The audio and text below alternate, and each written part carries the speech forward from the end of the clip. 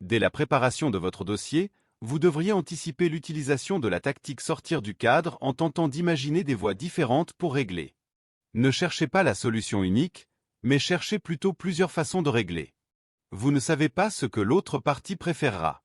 D'ailleurs, en présentant des avenues de règlement différentes à l'autre partie, vous démontrez votre intérêt à créer de la valeur pour les deux parties.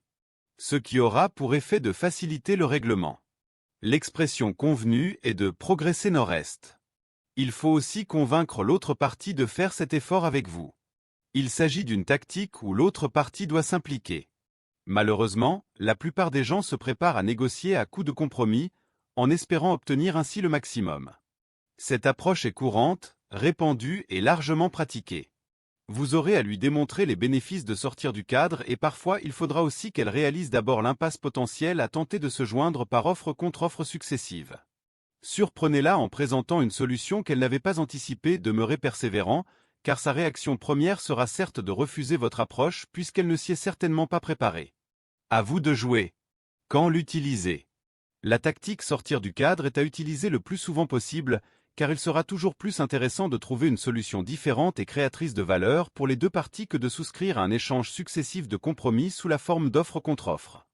Dès que vous êtes en mesure d'imaginer une façon différente et innovatrice de régler votre différend, il est à votre avantage d'avoir recours à cette tactique. Elle est encore plus pertinente en situation de négociation entre deux parties qui auront à entretenir une relation après coup. Par exemple, en négociation de partenariat, d'alliance ou lorsqu'il y a une exécution de travaux à réaliser, à moyen et à long terme à la suite de l'entente. En effet, elle laisse une trace positive en créant de la valeur pour chaque partie. Qui n'a pas connu des problèmes à l'exécution de travaux ou de services après avoir négocié de manière trop serrée? Démonstration.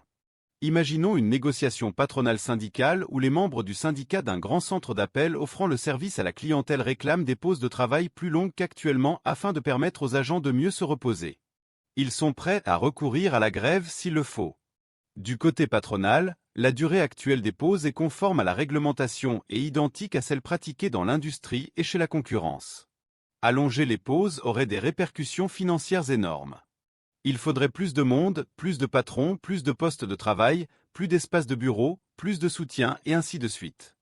Ils sont prêts au blocage plutôt que céder.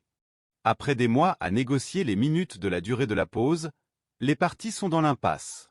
La veille du blocage, la partie patronale prend les devants et propose de sortir du cadre après avoir exposé les risques et conséquences pour tous d'atteindre l'impasse. Et si nous tentions de régler autrement?